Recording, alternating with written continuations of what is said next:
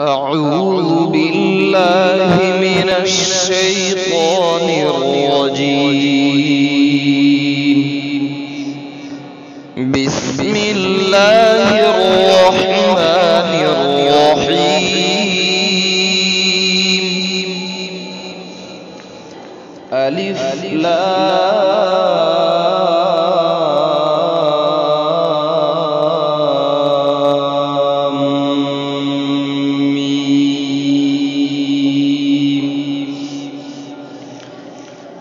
الله لا إله إلا هو الحي القيوم.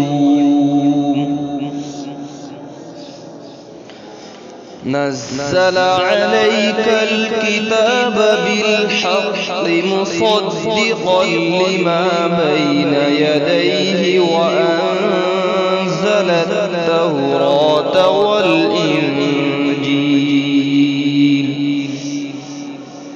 من قبل هدى للناس وأنزل الفرقان. إن الذين كفروا بآيات الله لهم عذاب شديد والله عزيز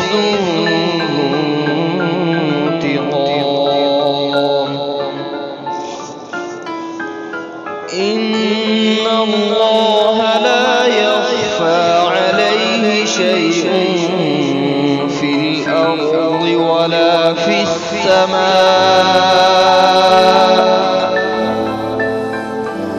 هو الذي يصوركم في الأرحام كيف يشاء. لا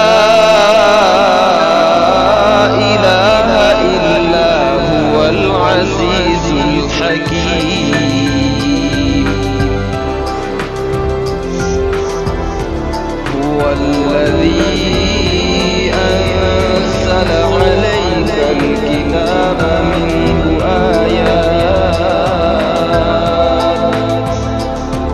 آيات محكمات هن أم الكتاب وأخر متشابهات.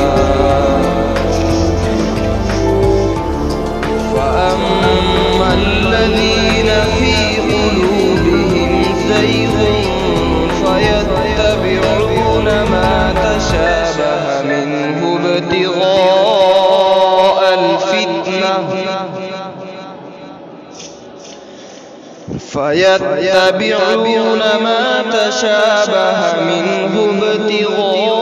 ابتغاء الفتنة وابتغاء